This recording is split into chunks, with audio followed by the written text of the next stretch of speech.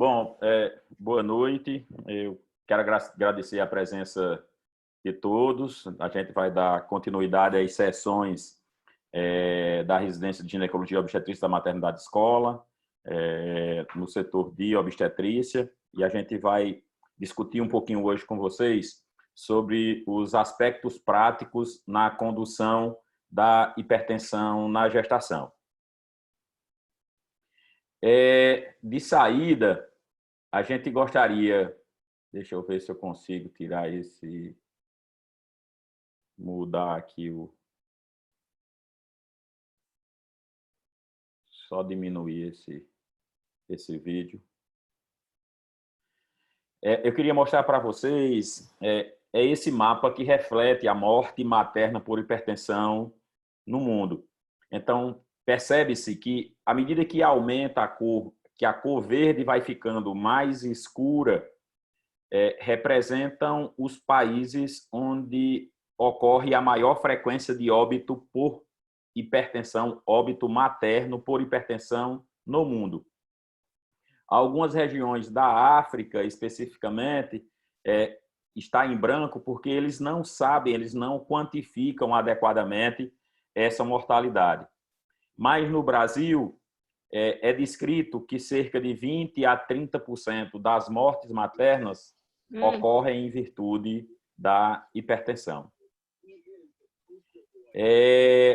A última publicação de 2018 mostrou quase 3 milhões de nascimentos no Brasil, com 1.718.000 óbitos maternos. A frequência ainda é extremamente elevada, o que faz com que a gente lamente sobremaneira esses óbitos ainda continuarem a acontecer. E a principal causa de morte materna no Brasil, a gente comentou um pouquinho naquele mapa, infelizmente, são as síndromes hipertensivas. Então, o estudo desse tema, ele se reveste de importância apenas por essa primeira fase. Ela representa as síndromes hipertensivas, a principal causa de morte, morte materna ainda no Brasil. E no mundo, ela perdeu a posição para a hemorragia pós-parto e representa hoje a segunda causa de morte materna.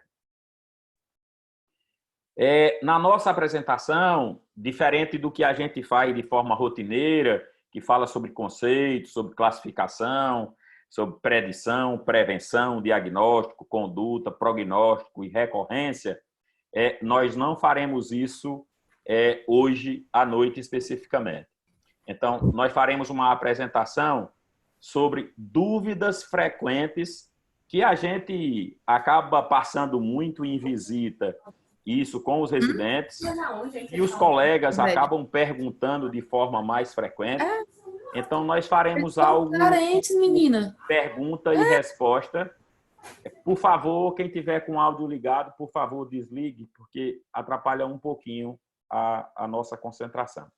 Então, nós faremos tipo perguntas e respostas. Lógico que nós vamos abordar parte dos tópicos que são colocados numa aula formal, mas nós faremos tipo pergunta e resposta.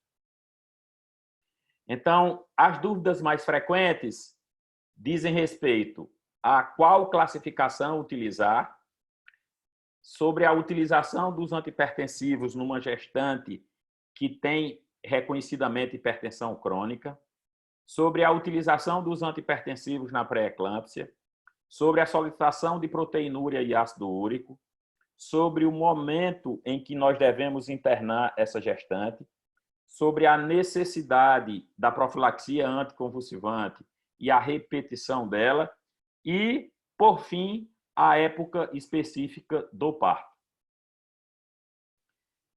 Existem várias publicações na literatura mundial sobre o tópico, mas a nossa apresentação ela vai ficar resumida em 7 grandes revisões ou 7 recomendações de sociedade de especialidade publicadas recentemente. Então, na RBGO tem uma revisão publicada em 2017 por 3 grandes estudiosos brasileiros do tema. A Febrasgo lançou o protocolo de pré-eclâmpsia e eclâmpsia em 2018. A Sociedade Internacional de Estudo de Hipertensão na Gravidez, na revista Hypertension de 2018, descreveu também uma revisão sobre o tema. Em 2019, o Reino Unido publicou as recomendações de hipertensão na gravidez. Ainda em 2019, o Colégio Americano de Ginecologia e Obstetrícia também tratou do tema. E não podia faltar o Up to Date, cuja última atualização foi agora, dia 7 de maio, também servirá de base para referendar aquilo que nós vamos propor especificamente. E como não deveria, e como não poderia deixar de ser, nós trazemos também alguns aspectos dos protocolos assistenciais de obstetrícia da maternidade, no protocolo esse que vai ser publicado, impresso agora em junho, mas que nós já temos disponível na internet e tem o tópico síndromes hipertensivas na gestação. Em relação à classificação, a mais atualizada, que foi publicada pela Sociedade Internacional de Estudo de Hipertensão na Gravidez, é essa que subdivide a hipertensão. Ela como que dividisse a hipertensão, aquela que é diagnosticada antes da 20ª semana e aquela que é diagnosticada depois da 20ª semana. Antes da 20ª semana seria a hipertensão crônica e suas várias subdivisões. Ele também coloca nesse guidelines a hipertensão do jaleco branco e uma hipertensão que estaria mascarada ou não adequadamente diagnosticada. E depois de 20 semanas, ele chama de hipertensão gestacional ou de hipertensão gestacional transitória e a pré-eclâmpsia em todas as suas subdivisões. E a gente, para ficar mais prático, nós vamos também tentar utilizar essa subdivisão e abaixo de 20 e acima de 20 para definir os aspectos práticos da conduta. Falando especificamente em pré-eclâmpsia agora, eu estou vendo que pela população que está presente, aí tem algumas pessoas, assim como eu, que é do tempo da tríade clássica da pré-eclâmpsia, que tinha hipertensão, proteinúria e edema. Isso mudou, já fazem 19 anos. Então, a famosa tríade clássica, depois de um tempo, se transformou num dueto. Virou apenas hipertensão e proteinúria. E agora, em 2018, isso também mudou. Mudou que a proteinúria saiu do critério diagnóstico específico de pré-eclâmpsia. Então, o critério diagnóstico de pré-eclâmpsia é uma hipertensão, um nível pressórico maior ou igual a 140/90, em uma gestante previamente normotensa. A proteinúria passou a não ser mais essencial para o diagnóstico e ela pode vir associada a uma disfunção de órgão materno ou uma disfunção útero-placentária especificamente. E ela é subdividida em pré-eclâmpsia. Pré-eclâmpsia com sinais de gravidade é uma outra pequena mudança em relação do que nós falávamos antes, em pré-eclâmpsia leve e pré-eclâmpsia grave. Eu vou falar um pouquinho mais na frente sobre isso. Em pré-eclâmpsia superajuntada é o desenvolvimento da pré-eclâmpsia em uma gestante com diagnóstico de hipertensão, o surgimento de convulsão ou coma que caracteriza a eclâmpsia e os achados laboratoriais que correspondem ao quadro laboratorial chamado de síndrome HELP, que também é classificado como pré-eclâmpsia.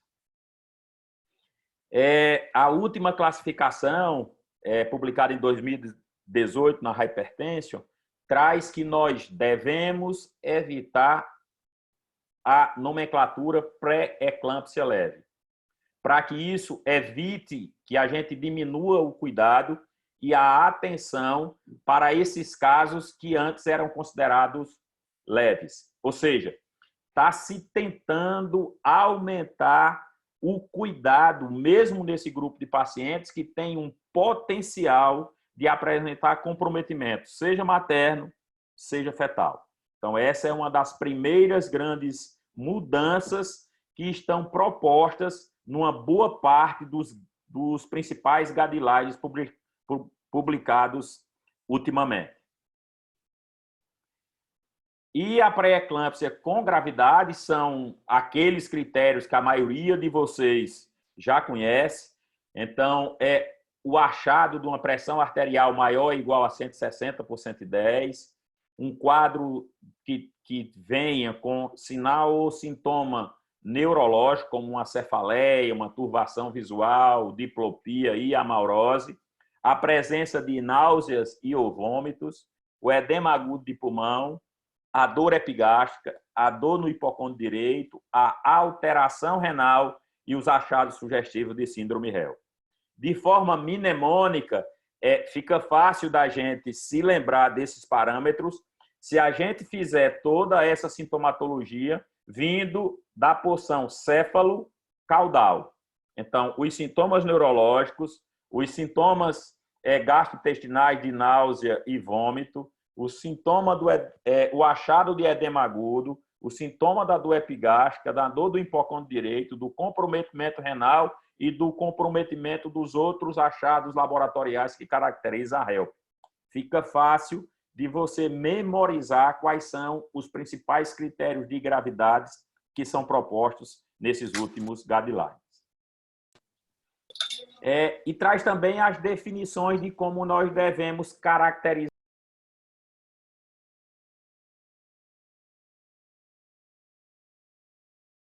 igual a 140 por 90, que eu tinha comentado agora há pouco, só que esse achado ele precisa ser repetido com um intervalo que varia de 2 a 4 horas. Se o nível pressórico for um pico hipertensivo, ou seja, uma pressão maior ou igual a 160 por 110, essa confirmação não tem necessidade de ser com tanto tempo, ele pode ser apenas com um intervalo de 15 minutos. E o achado de proteinúria, que aí é uma outra grande mudança que nós vamos comentar no transcorrer da aula, é um achado de a proteinúria por fita, assim, maior ou igual a uma cruz, ou uma relação proteína-creatinina anormal, em torno de 30 mg por milimol, ou 0,3 mg por miligramas, é considerado anormal. E ele coloca categoricamente: a proteinúria não é mais requerida para o diagnóstico de pré-eclâmpsia. E percebam que não traz também a proteinúria de 24 horas. Então, a pergunta que fica é: como uma doença que é diagnosticada com um tensiômetro, que o único exame laboratorial que eu teria necessidade seria uma fita de verificação de quantificação de proteína na urina, se eu quiser ser ainda mais cauteloso, continua a matar tanta gente no Brasil? Por que que isso continua a acontecer? O que nós podemos fazer para mudar esse panorama, esse cenário? Uma boa parcela de vocês também já conhece o modelo das 3 demoras relacionadas à morte materna. A primeira demora seria a gestante reconhecer que tem um problema e procurar o cuidado, ou seja, ela deveria ter uma educação adequada para identificar que está com algum problema e procurar uma assistência. A segunda demora seria ela em identificando que pode ser que tenha um problema, conseguir ser atendida, seria a segunda demora. A gente tem pouca ação especificamente como médico nesses 2 aspectos, nessas 2 fases de demora da morte materna. E, por fim, o cuidado adequado. Ela identificou que teve um problema, ela conseguiu ser atendida, aí nós temos que prestar o melhor cuidado disponível. E é nisso aqui que nós vamos tentar focar a apresentação. Então, o que a gente está tentando é simplificar a condução das síndromes hipertensivas num cenário, seja de pré-natal, da parte mais inicial ou de segmento, mas principalmente durante a fase de internação hospitalar. Então, nós vamos dividir as nossas orientações em aquelas mulheres que têm pressão elevada abaixo de 20 semanas e aquelas que têm pressão elevada acima de 20 semanas. E em relação às mulheres que têm nível pressórico com menos de 20 semanas, elas seriam classificadas como hipertensão crônica, e a gente vai dar uma pinceladinha muito rápida sobre a profilaxia de pré-eclâmpsia nesse grupo de mulheres. Lembrando que a gente teve uma aula específica só sobre predição e prevenção de pré-eclâmpsia e sobre uso de antihipertensivo nesse grupo de mulheres específicas.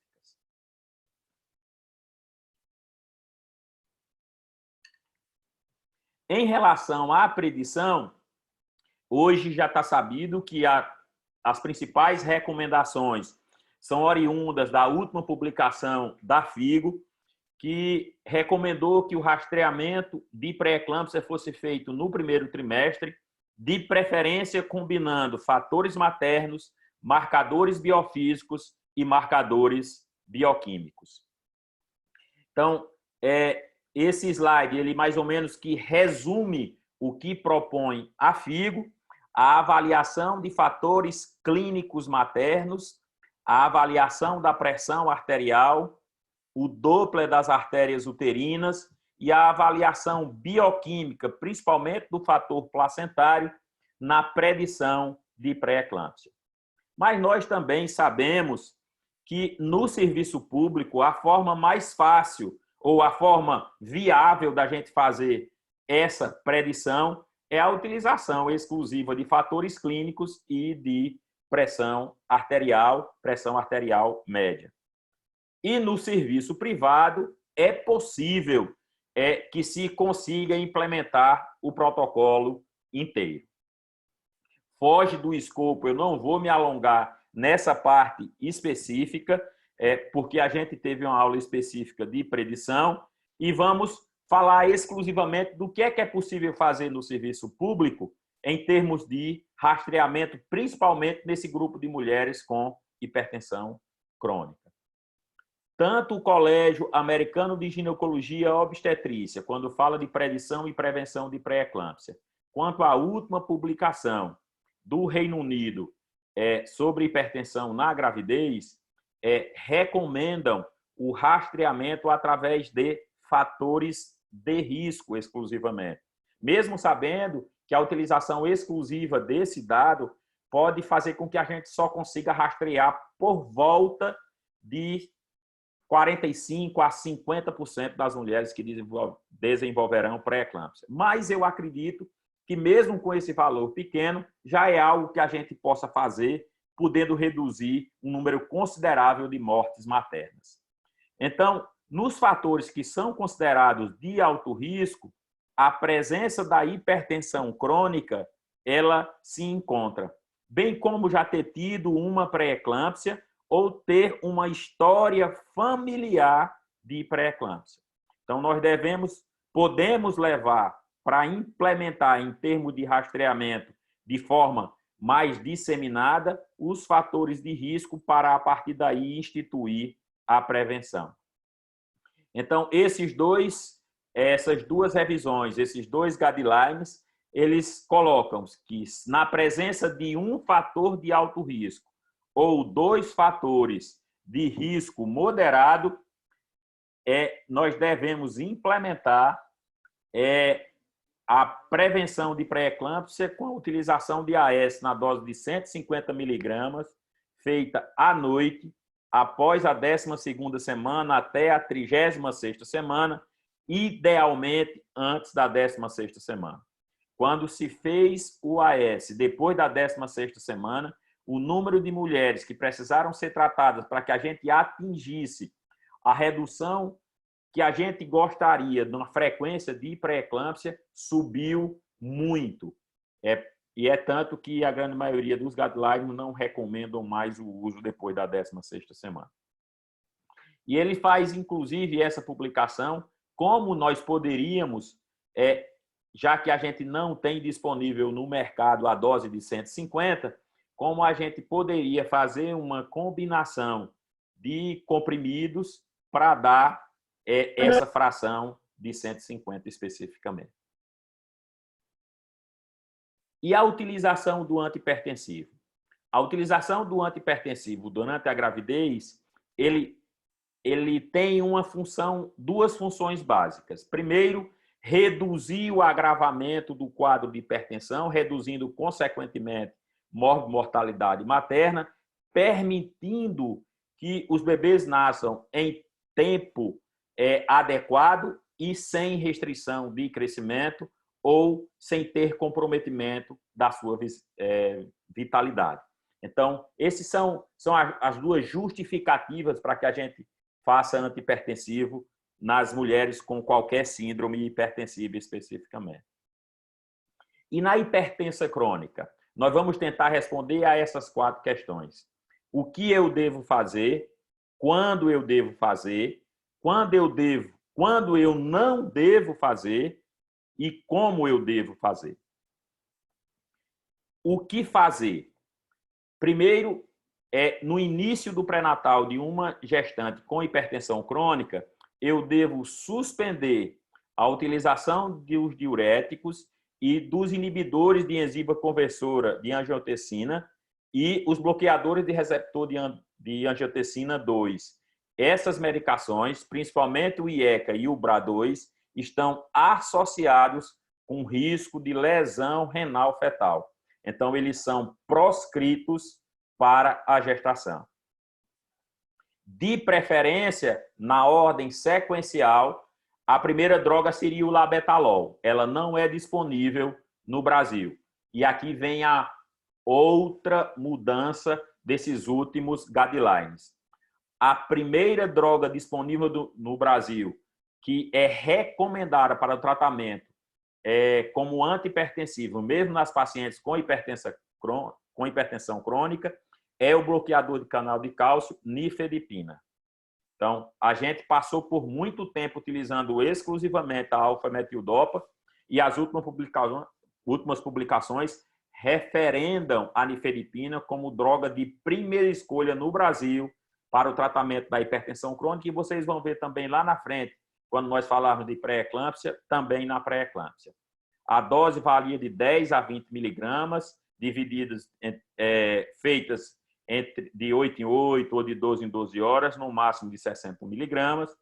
Se a nifedipina não for disponível, a velha e conhecida alfa-metildopa, na dose de 250 a 500 miligramas, podendo ser feito de 6 em 6, de 8 em 8 ou de 12 em 12, no máximo de 2 gramas. E a recomendação da publicação do NICE de 2019 é que o antihipertensivo deve ser feito em todas as mulheres que têm uma pressão arterial sistólica maior ou igual a 140 ou uma diastólica maior ou igual a 90. Então, teve esse nível pressórico, a indicação formal de começar antihipertensivo. E quando eu não devo fazer antihipertensivo? Já que a gente sabe que ocorre uma mudança fisiológica nesse início de gestação, que pode fazer com que haja uma queda relativa da pressão e a gente não tem necessidade de fazê-la. É sempre que se tenha pressão arterial sistólica menor ou igual a 110, pressão arterial diastólica menor ou igual a 70, ou que aquela gestante apresente hipotensão sintomática. Então, fora isso, todas as outras deverão receber tratamento antihipertensivo. Ah, Edson, mas qual é a meta que nós desejamos para essa mulher? A pressão deve ser mantida abaixo de 130 por 85. Então, mais uma mudança. Isso se aproxima muito do que é publicado recentemente para as pacientes hipertensas não grávidas. Então, É, eu acho que tem alguém riscando aí a tela, está aparecendo esse risco aqui não é meu, deve ser alguém que está com a caneta marcando aí, Vou ok? tentar tirar, professor. Vou tentar tirar. Bom, então dividimos antes de 20 semanas, agora nós vamos falar acima de 20 semanas. E aqui vem uma série de novidades. Uma série de novidades principalmente para simplificar o cuidado. Simplificar o cuidado. É isso que tem que estar na mente de todo obstetra. Vamos simplificar. Sejamos pragmáticos. Tenhamos mais cuidado. Nós, por muito tempo, brigamos para fazer essa diferenciação entre pré-eclâmpsia e hipertensão gestacional. Ah, não tem proteinúria, hipertensão gestacional não precisa de grande intervenção, porque numa boa parcela das vezes ela não vai evoluir, ela vai melhorar, não tem grandes repercussões maternas nem perinatais. Não é isso que os guidelines trazem ultimamente. A pré-eclâmpsia e a hipertensão gestacional, elas devem ser tratadas como idênticas, como gêmeos idênticos, e não como parecidos. Ou seja, que eu posso ter na pré-eclâmpsia um desfecho pior e na hipertensão gestacional ela é boazinha, ela não faz absolutamente nada. É outra mudança que nós temos visto nos últimos guidelines. Até porque, e aqui está a justificativa para essa recomendação, 15 a 25% daquelas mulheres que eram caracterizadas como hipertensas gestacionais se transformavam no acompanhamento em gestantes com diagnóstico de pré-eclâmpsia com os desfechos semelhantes. Bom, e nesse grupo, quais são as respostas que nós tentaremos dar? Sobre utilização de antihipertensivo, sobre solicitação de avaliação de perda proteica, sobre necessidade de profilaxia anticonvulsivante, sobre momento ideal de internamento e sobre época do parto. Em relação aos antihipertensivos, nós vamos tentar responder as boa parte das perguntas que nós fizemos para a hipertensão crônica. Nós devemos fazer antihipertensivo na paciente com pré-eclâmpsia? Se nós devemos, quando nós devemos iniciar? Quais as drogas nós devemos prescrever? Qual a dosagem nós devemos prescrever? Nós mais antigos e os mais novos que já leram alguma coisa de publicação antes de 2017, leu muita coisa que a utilização do antihipertensivo estava associado com uma redução do fluxo uterino placentário, com o aumento de chance de restrição de crescimento fetal, com aumento de risco de óbito fetal, com o mascaramento de sintomatologia materna, com uma dificuldade de diagnóstico adequado e de que a utilização do antihipertensivo não freava o processo fisiopatológico. Eu não esqueço quantas vezes eu repeti isso nas visitas com meus residentes. Os residentes que passaram na maternidade, que assistiram visita comigo, tenho certeza que me viram falando repetidas vezes sobre isso. E a informação era não usar. Era baseada exclusivamente em opinião de expert, uma recomendação considerada classe D. Uma recomendação D é uma recomendação não embasada em estudo científico com melhor qualidade metodológica. Em 2015, surgiu um trabalho que é chamado CHIP Trial, publicado no New England, que funciona como um divisor de águas em relação à utilização de antihipertensivo na gravidez. Esse ensaio randomizado, que acompanhou 1.030 mulheres, comparou o controle menos rígido, essa era a intervenção específica, com o controle mais rígido. Eu estou comparando o que era o consensual com a intervenção que eu queria saber se tinha resultado. Quando se comparou o controle menos rígido, ou seja, manter uma pressão arterial diastólica em torno de 100, com um controle mais rígido, mantendo uma pressão arterial diastólica em torno de 85, o controle menos rígido esteve associado a um aumento de frequência de hipertensão grave. Ou seja, quando eu fazia o tratamento mais rígido, controlava mais agressivamente aquele nível pressórico, eu reduzia a frequência de hipertensão grave. E não alteravam os desfechos perinatais, que era aquilo que a gente tinha medo em relação à redução do fluxo uterino placentário. Então, esse estudo modificou a visão e possibilitou o surgimento de outros. E uma revisão sistemática publicada na Cochrane em 2018 publicou a análise de 63 estudos com 5.909 mulheres, comparando a utilização de antihipertensivo durante a gestação, naqueles casos considerados leve ou moderado, já que no grave praticamente todo mundo fazia. E nessa intervenção houve uma redução da ordem de 50% da frequência de hipertensão grave nessas mulheres, sem modificar a frequência de pequeno para a idade gestacional, nem de restrição de crescimento fetal. Perceba que o intervalo de confiança contém a unidade, portanto, não tem significância estatística, não há mudança da intervenção em termos de frequência de alteração de velocidade de crescimento fetal. E os autores concluem que a utilização de drogas antihipertensivas naquelas hipertensões consideradas leves ou moderadas durante a gravidez estavam associadas à redução da hipertensão grave e, portanto, de morbidade materna e deveria ser implementado.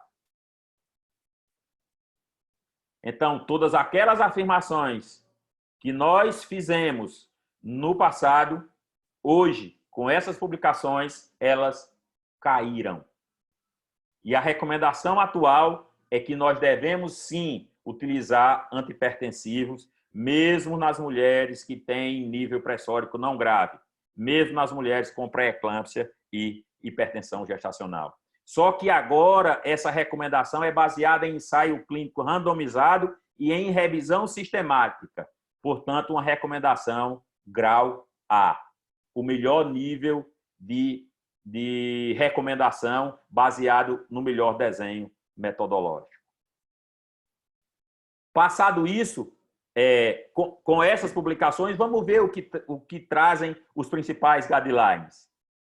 A RBGO, a FEBRASGO, a Sociedade Internacional de Estudo da Hipertensão, o Reino Unido, o Colégio Americano e o UpToDate, todos passaram a recomendar a utilização de antihipertensivo nas gestantes com pré-eclâmpsia e com hipertensão gestacional.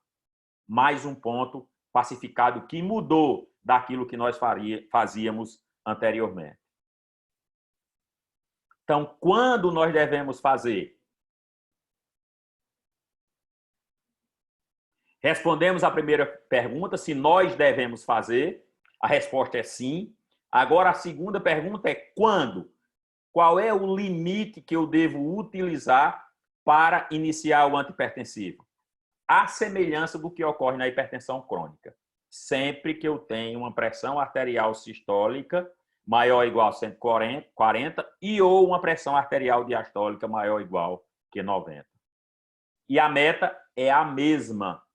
Percebam que as coisas estão ficando mais simples. O raciocínio para a hipertensão crônica perpassa agora também para as pré-eclâmpsia e as hipertensões gestacionais. Então, a meta é manter o nível pressórico menor ou igual a 135 por 85. E o que e como nós devemos fazer? Aí, de novo, a primeira droga nas publicações internacionais é o labetalol, ela não existe disponível no Brasil, automaticamente a nossa primeira opção será novamente o bloqueador de canal de cálcio, nifedipina, naquelas mesmas doses recomendadas para a hipertensão crônica. Também como segunda opção a metildopa e como terceira opção para que a gente faça uma associação futura a hidralazina por via oral. Na Febrasgo, existe um quadro que aumenta-se até as opções para que se faça isso. Então, além da metildopa, tem também a clonidina, tem a amlodipina, tem o metoprolol e tem o carvedilol. Lembrar que essas drogas, elas não são drogas de primeira escolha. Devem ser drogas deixadas como terceira escolha em associação. Quando a gente já fez nifedipina, já fez alfa-metildopa e não teve resposta adequada, seriam essas outras opções. Na maternidade, nós fazemos a opção por fazer a hidralazina por via oral quando ela está presente. A maior experiência brasileira com beta-bloqueador é com o pindolol, mas infelizmente, eu acredito, por ser muito barato, ele foi retirado do mercado especificamente. Então, respondemos à pergunta se devemos fazer antihipertensivo, como nós devemos fazer e qual a dosagem que nós devemos fazer. E como nós devemos tratar o pico hipertensivo numa paciente com acima de 20 semanas. Aqui também vem uma outra mudança que boa parte de vocês já conhece. Por muito tempo, a droga de primeira escolha para tratamento do pico hipertensivo durante a gestação foi a hidralazina. Hoje, os principais guidelines do mundo, todos aqueles que eu apresentei para vocês, trazem como primeira opção a nifedipina. É importante esse parágrafo específico. Não é a nifedipina sublingual. A nifedipina sublingual tem uma absorção anárquica e pode estar associada à morte súbita ou uma queda abrupta da pressão, podendo levar à alteração fetal. É a nifedipina por via oral, na dose de 20 miligramas, podendo ser feita a cada 20 minutos. Esse eu copiei exatamente como está no protocolo da maternidade escola. Se depois de 20 minutos da terceira dose de nifedipina, ou seja, fiz 60 miligramas, não teve resposta, aí a segunda opção volta a ser a hidralazina, no mesmo esquema que nós fazíamos anteriormente.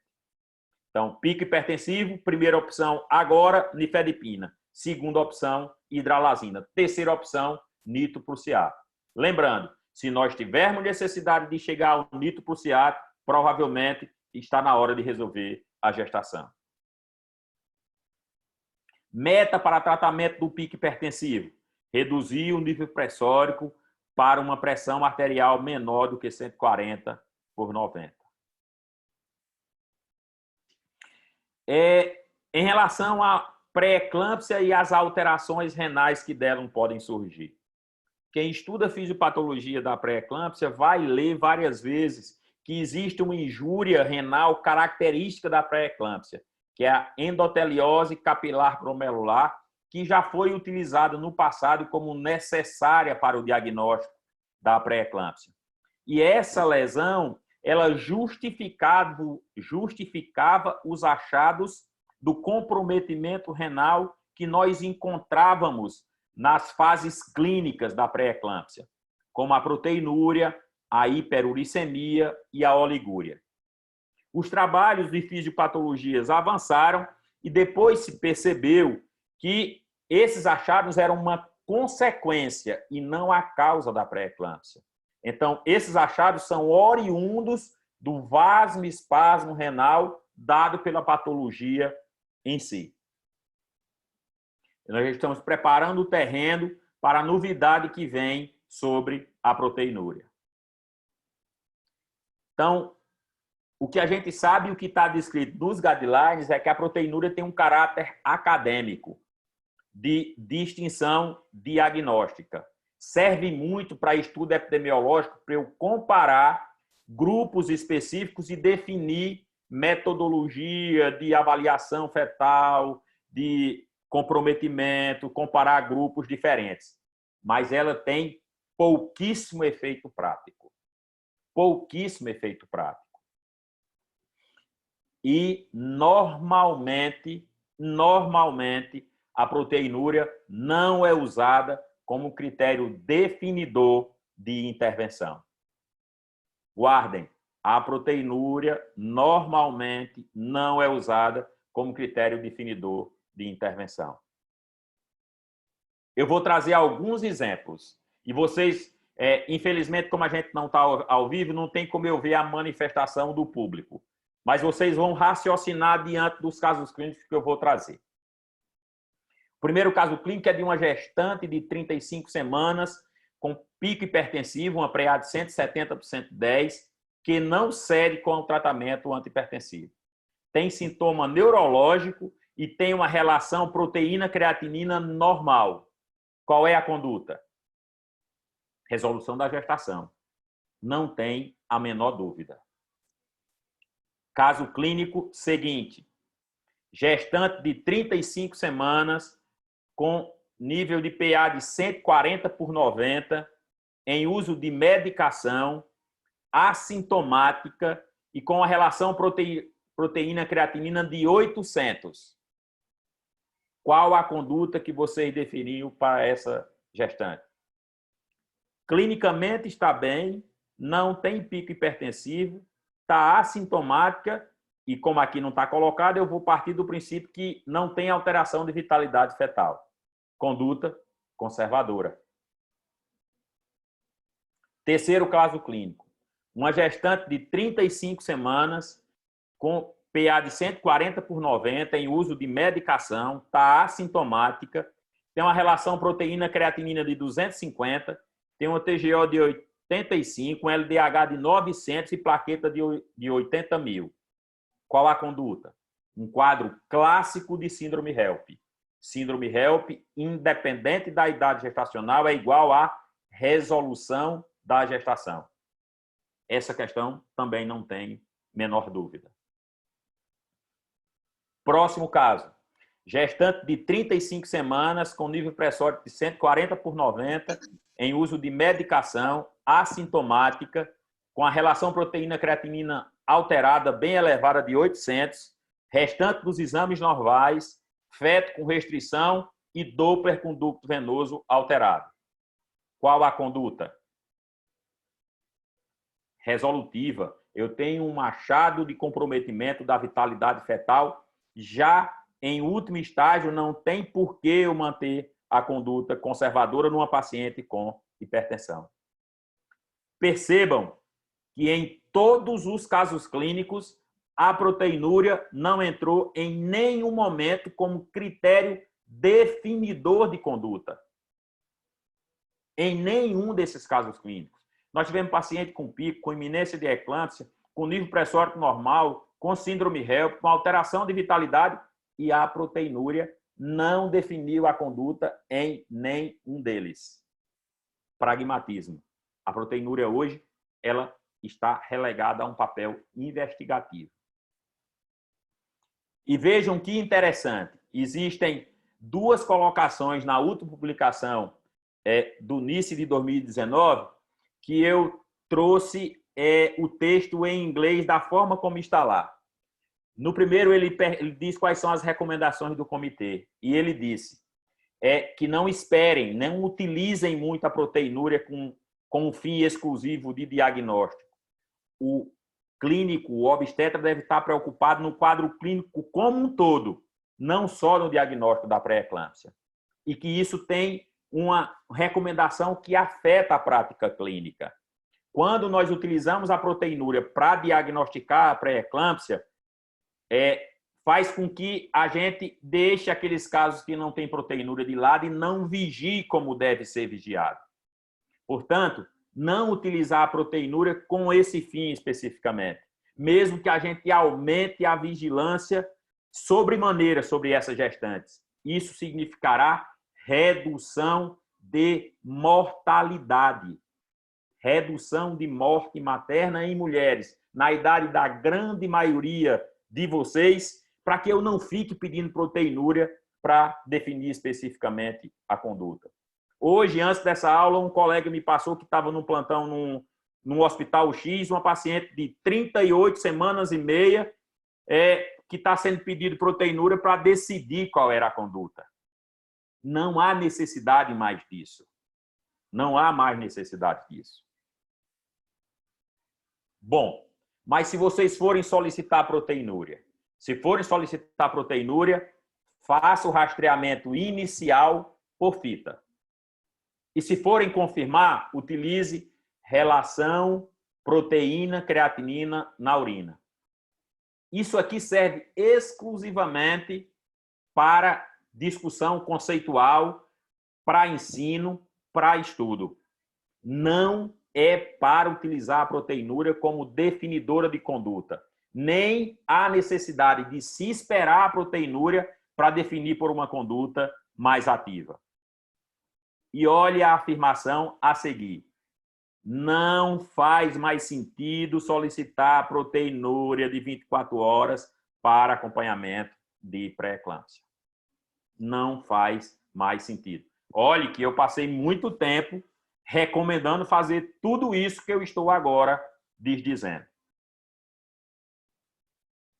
E o ácido úrico? Mas, doutor Edson, o senhor não vai valorizar a hiperuricemia?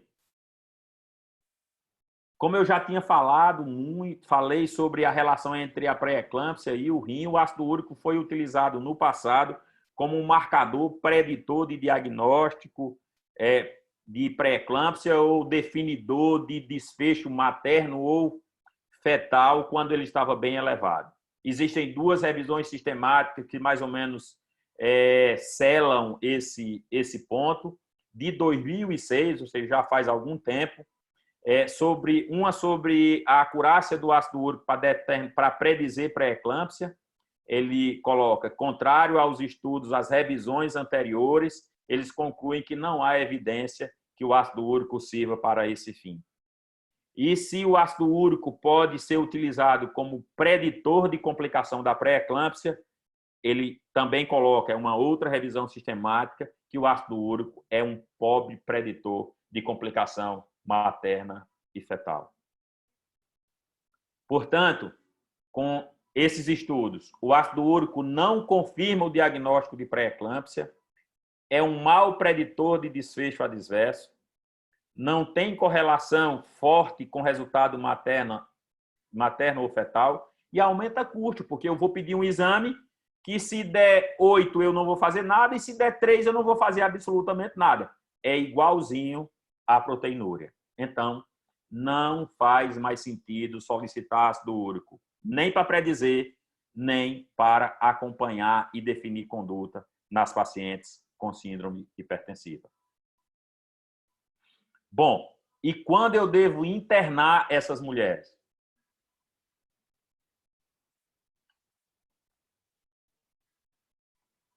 Existem dois modelos matemáticos disponíveis gratuitamente para esse fim. Aqui eu vou falar internar, transferir, já que tem algumas pessoas que são do interior, que trabalham em hospitais secundários, que seria interessante se a gente tivesse uma ferramenta que pudesse nos ajudar quanto a isso. O mais conhecido é o FUPEARS, é uma calculadora em português que traz idade gestacional, que pede a idade gestacional, se tem alguma alteração de saturação de oxigênio materna, pede nível de plaqueta, nível de creatinina, de TGO e TGP, e ele calcula a probabilidade de desfecho adverso nas próximas 48 horas. E aí ele vai dar um cálculo. Por exemplo, se você está acompanhando uma paciente, preenche todos os dados, ele dá uma taxa de desfecho adverso nas próximas 48 horas da ordem de 1%, é diferente se ele der um desfecho de uma probabilidade acima de 20%. Então, essa calculadora ela está validada e está disponível online em português no site da FUPEARS Calculate. Ela é interessante porque ela serve para todas as idades gestacionais. Tem uma outra calculadora, ela é mais completa, que é a PREPS-S, mas ela só serve para a unidade gestacional acima de 34 semanas. E ela, quando esse achado está acima de 50%, essa paciente deve ser recomendado ir para um nível de assistência maior, seja secundário ou terciário. Então, são duas formas que nós podemos utilizar se a gente não tem uma equipe de obstetra adequadamente treinada, ou se eu trabalho com a equipe de médicos de família, ou se eu estou no hospital em que eu não tenho muitos especialistas, são modelos matemáticos que podem ser utilizados para definir um encaminhamento para um nível superior de assistência. E, de uma forma geral, eu devo internar essa paciente sempre que ela tenha qualquer um daqueles critérios de gravidade que nós falamos anteriormente. Associado a isso, se ela tiver qualquer quadro sugestivo de síndrome HELP, convulsão ou coma, e aqui a gente inclui agora os parâmetros de avaliação de vitalidade fetal. Alteração de vitalidade, restrição de crescimento ou oligidramia numa paciente com hipertensão é motivo, se você não tem à mão uma avaliação naquele instante, é motivo para que essa gestante seja internada para fazer uma avaliação com mais cautela. E a outra parte, quando eu devo internar? Sempre que eu tiver dúvida.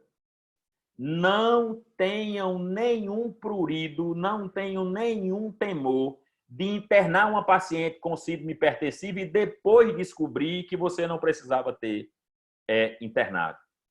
É preferível, semelhante como nós fazemos com sulfato de magnésio, que você se arrependa de ter internado do que você se arrepender de não ter internado.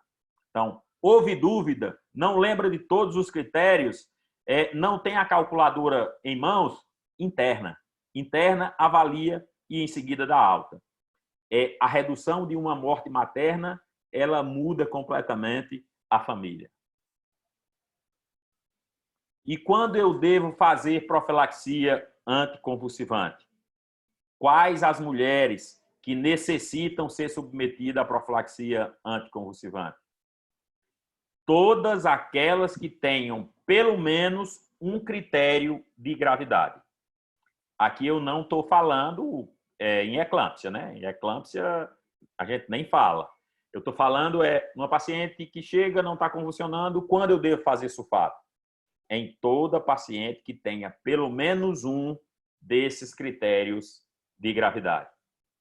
Pico hipertensivo, sintoma neurológico, náusea ou vômito, edema agudo de pulmão, dor epigástrica que não resolve com analgésico, dor no hipocôndrio direito que não resolve com analgésico, alteração renal, alteração sugestiva de síndrome HELP.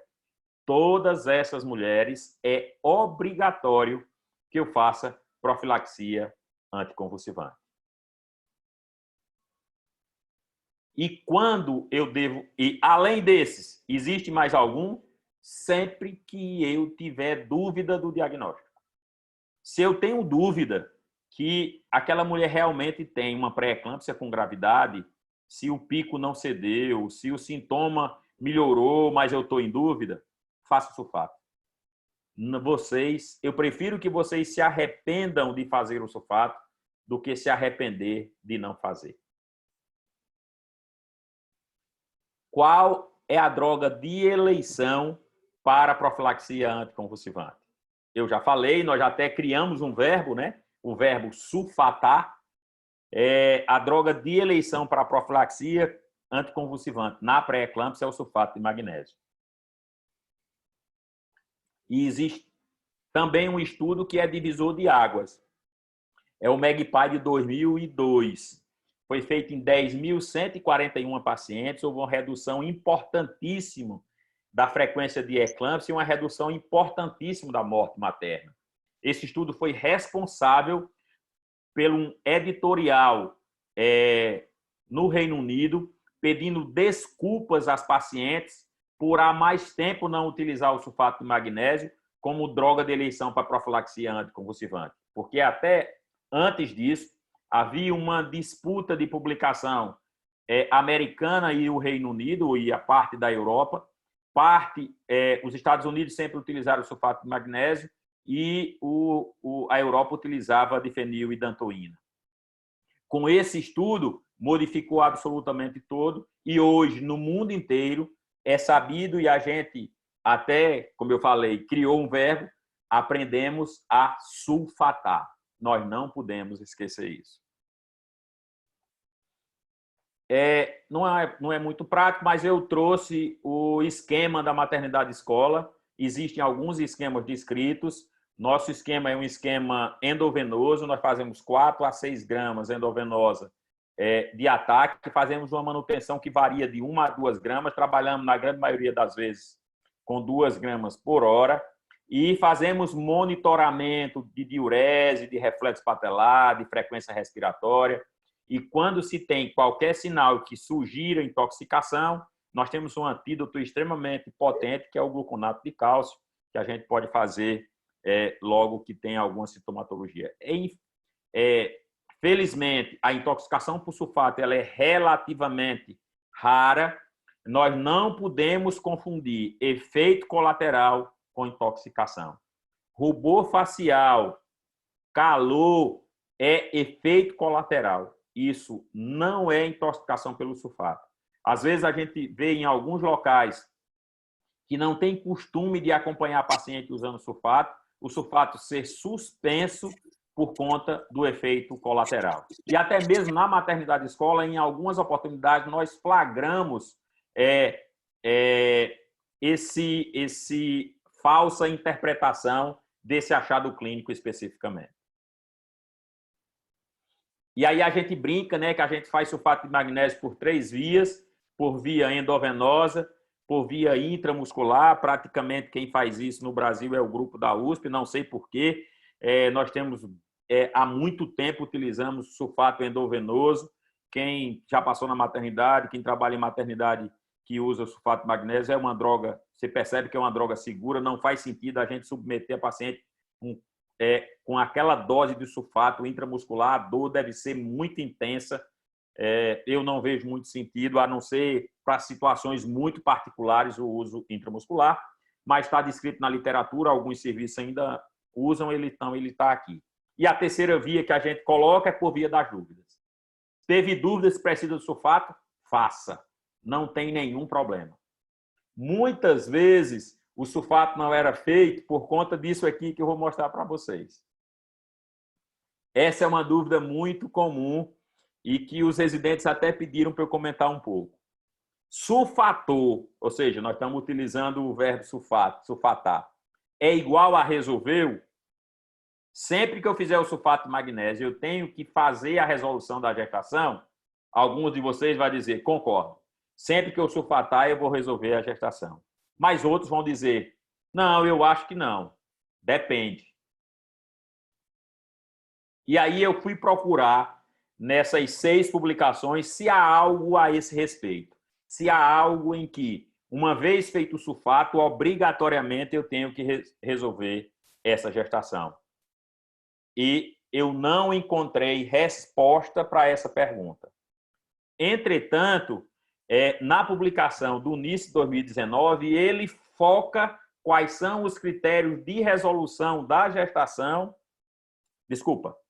Então, eu não encontrei a resposta e a gente pede que sulfator não é igual a resolveu. Calma, vamos dar uma observada. E essa publicação do NICE traz os tópicos que ele acha que deve ser resolvido. Sempre que se tenha não conseguido controlar os níveis pressóricos depois que se associou a 3 ou mais classes de antihipertensivo naquela gestante. Sempre que eu tenho oximetria de pulso materno abaixo de 90, qualquer sinal sugestivo de síndrome HELP, quadros neurológicos que não cedem, iminência de eclâmpsia que não melhora com a terapia, presença de descolamento prematuro de placenta tem uma indicação específica e algumas alterações de vitalidade, aqui levando especificamente para a questão fetal. Então, para a questão materna, se o nível pressórico está controlado o laboratório está normal e a mãe está assintomática, eu posso sim repetir 1, 2, 3 vezes o sulfato de magnésio. É importante ter cuidado para que a gente não fique fazendo repetições quando, na realidade, eu já preencho um desses critérios de resolução. Por exemplo, fiz 24 horas de sulfato. 6 horas depois, ela volta a ter cefaleia, que não cede com nada. Eu faço sulfato novamente. Ela volta a ter cefaleia. Está mostrando que eu tenho uma cefaleia intratável. Eu não preciso fazer sulfato repetidas vezes, exclusivamente por conta disso. Então, a análise de fazer da repetição do sulfato, ela tem que ser de forma bem individualizada e deve utilizar o obstetra com maior experiência para a condução daquele caso especificamente. De preferência que a gente faça uma discussão conjunta com um número maior de profissionais. Uma outra pergunta frequente que os residentes também fizeram, que é dúvida também de alguns staffs. Uma puérpera, após esquema de sulfato, volta a apresentar sintoma ou pico hipertensivo de repetição. Há necessidade de ressulfatar? Vamos lembrar que a gente normalmente faz sulfato de magnésio. Antes, resolve a gestação e faz mais 24 horas de sulfato depois da resolução. Ou 24 horas de sulfato depois da última convulsão. A gente deve lembrar que a eclâmpsia é descrita que pode ocorrer até 10 dias de pós-parto, mas ela é extremamente mais frequente nas primeiras 48 horas. Portanto, a recomendação para essa pergunta é: se ela voltar a apresentar o sintoma ou pico de repetição e estiver nas primeiras 48 horas, a recomendação é sulfatar. E eu devo tratar agressivamente os picos hipertensivos e checar a diurese. Esse é um parâmetro clínico que indica a resolução do quadro clínico. Um achado que significa uma melhoria contínua da condição daquela puérpera. Uma outra pergunta relativamente frequente nas nossas enfermarias. Uma gestante admitida com pré-eclâmpsia com sinais de gravidade, que evolui assintomática, com PA controlada, mantendo aquela meta abaixo de 135/85, com laboratório e vitalidade fetal normais. Ela pode ser conduzida ambulatorialmente? Essa pergunta não é respondida de forma consensual em todos os guidelines. Mas a maioria deles descreve: é possível sim, desde que essa seja uma gestante bem informada, que possa reconhecer os principais sinais e sintomas de agravamento. Ela deve ter um fácil acesso ao hospital. Ela deve conseguir monitorar a pressão arterial em casa pelo menos 2 vezes por dia. E ela deve poder ir cerca de 2 vezes por semana ao hospital para fazer laboratório e avaliar a vitalidade. Se essas condições não estiverem presentes, idealmente essa gestante deve ficar internada. Uma alternativa para a maternidade escola é conduzir essas gestantes na casa da gestante, do bebê e da puérpera. E a época do parto? É uma outra grande celeuma, se eu posso esticar um pouco a idade gestacional, em que momento eu vou fazer. Fica claro que nas pacientes com eclâmpsia, com síndrome HELP, eu vou resolver a gestação independente da idade gestacional. Nas pacientes com pré-eclâmpsia grave, a definição de resolução vai depender daqueles dados que nós falamos agora há pouco. Todos aqueles passos, o quadro laboratorial não está alterado, a mãe está em condição clínica estável, está assintomática, o nível pressórico deve estar controlado, não ter alteração laboratorial e a vitalidade fetal deve estar normal. E qual é o limite a partir do qual eu devo resolver sempre?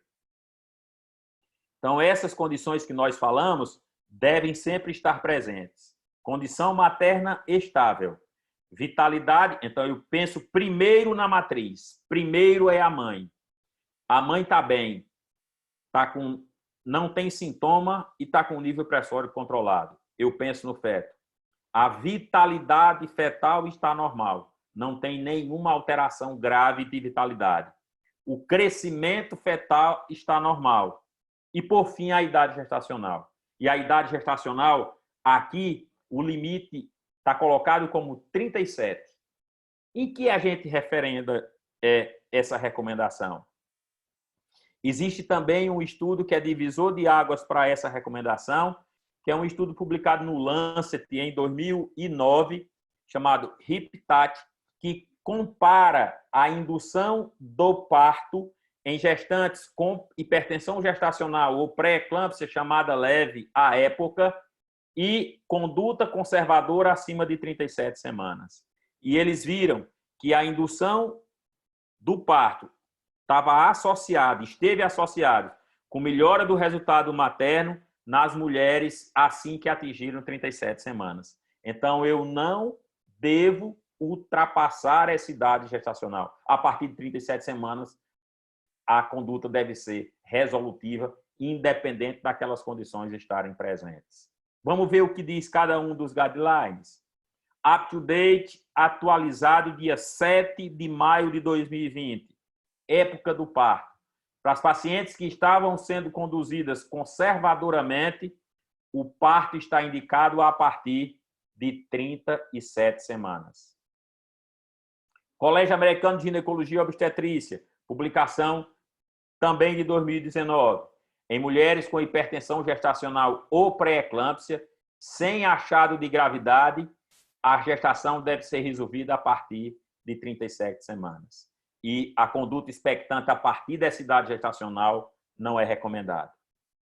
Publicação do NICE, do Reino Unido, agora de 2019. Atingiu 37 semanas, o parto deve ser programado para 24, 48 horas. Publicação brasileira, Febrasgo, 2018. As recomendações baseadas nas melhores evidências que a conduta seja expectante somente até a 37ª semana. E como não podia deixar de ser, a Maternidade Escola já atualizou os seus protocolos já há algum tempo, seguindo essas recomendações, e o parto nas pacientes com pré-eclâmpsia sem gravidade, naquelas que vêm tomando conduta conservadora ou na hipertensão gestacional, deve ser feito a partir de 37 semanas. Isso é um pouquinho diferente da hipertensão crônica. A hipertensão crônica controlada, com droga única, sem restrição, sem pré-eclâmpsia, pode ir sim até 39 semanas. É a única diferença. Se nessa paciente com hipertensão crônica, ela tem uma pré-eclâmpsia superajuntada, ela tem descompensação dos seus níveis pressóricos, se usa múltiplas drogas, se tem lesão de órgão-alvo ou restrição de crescimento fetal, a resolução deve ser feita a partir de 37. Na pré-eclâmpsia e na hipertensão gestacional, também a partir de 37. E a via de parto, a indicação é obstétrica. Não há contraindicação para a indução do parto, havendo as condições adequadas. Eu respondi a praticamente todas as questões que eu consegui compilar daquilo que era muito frequente nas visitas. Percebam que eu não falei muito sobre avaliação de vitalidade, porque nós tivemos uma aula específica sobre isso. Não falei um pouco sobre assistência pré-natal, quando falei, mas não era, a gente ia estender muito a aula para falar em todos esses aspectos. Eu estou vendo que tem muita gente participando. Se você é gestor de alguma unidade hospitalar, se é diretor de alguma maternidade, se coordena algum serviço, se chefia algum serviço de obstetrícia, ou se supervisiona alguma residência, eu vou deixar aqui não uma provocação, mas uma sugestão. Na maternidade escola, o nosso grupo da obstetrícia construiu uma série de planos terapêuticos. Esses planos terapêuticos, eles estão disponíveis 24 horas por dia, 7 dias por semana. Na maternidade escola, nós não temos ainda prescrição eletrônica, não temos prontuário eletrônico, mas isso não impede que a gente tente, pelo menos, homogeneizar a conduta. E isso é muito... tanto os staff, como os residentes, como os internos, adoram esse plano terapêutico. Por quê? Porque ele traz o diagnóstico. Então, uma vez aquela paciente sendo atendida, tendo a suspeita, eu vou lá e busco o meu diagnóstico. Essa paciente tem o diagnóstico de pré-eclâmpsia com gravidade. Tem o diagnóstico. Ela já traz a prescrição do sulfato de magnésio. Tem um lado bom, porque eu digo como é que vai ser feito, eu defino como é que é feita a diluição. Tem um lado ruim, porque às vezes a gente até esquece como é que prescreve. Mas eu garanto que toda paciente que internar na maternidade escola, se o critério diagnóstico for pré-eclâmpsia com gravidade, ela fará uso de sulfato.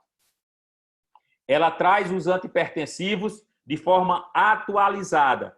Como é que deve ser feito o antihipertensivo para o pico hipertensivo? Nifedipina, se não tiver, e já traz também a segunda droga, se não tiver resposta. Traz também a hidralazina. Ela traz a prescrição do corticoide se a idade gestacional for menor do que 37 semanas. Traz a relação de exames que são necessárias. E aqui, como gestão, é maravilhoso. O grupo da clínica obstétrica definiu quais são os exames que iam pedir. E não cada profissional vai pedir tudo. Vou pedir uma rotina. Aí tem ácido úrico, proteinúria de 24 horas, bilirrubina, uma série de coisas que não mudam muito a conduta especificamente. Traz os exames de avaliação da vitalidade fetal.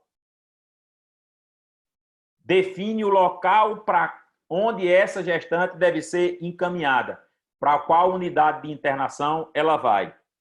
E ainda dá sugestão de conduta, caso a pessoa esteja esquecida ou não se lembre muito bem do que é que deve ser feito diante desses quadros. Na nossa visão, esse tipo de plano terapêutico permite homogeneizar a conduta, principalmente nos serviços e escolas que têm residência, que têm internato. Isso é fundamental. Permite que todo mundo fale a mesma língua.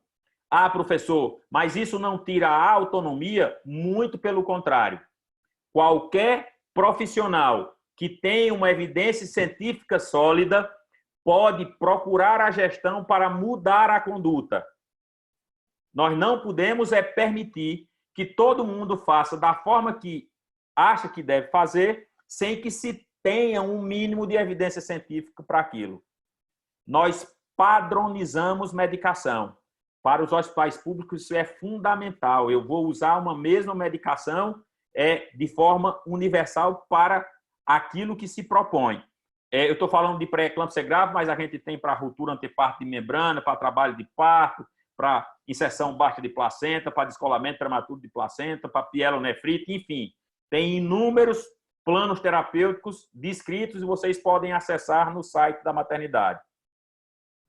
Racionaliza exame. As nossas maternidades públicas, as nossas maternidades filantrópicas, elas têm pouca grana. Então, eu só devo pedir o exame que modifique a conduta. Ela otimiza custo e automaticamente é importantíssimo para reduzir mortalidade materna e perinatal. E, para finalizar, eu vou trazer para vocês o que eu considero as características ideais em um bom obstetra. Ele tem que ser extremamente informado. Ele tem que ser muito cuidadoso. Ele tem que ser pragmático. E ele tem que ser agressivo quando deva ser.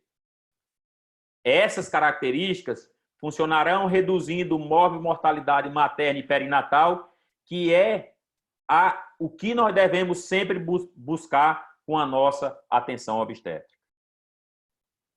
E eu finalizo com essa frase que para que a gente preste o melhor cuidado, nós temos que ter a capacidade de aprender, foi o que nós fizemos lá no início, de desaprender muita coisa, eu tive que desaprender e tive que reaprender a fazer de forma diferente. A nossa estrada é longa, com a ajuda de todos, com organização, nós pudemos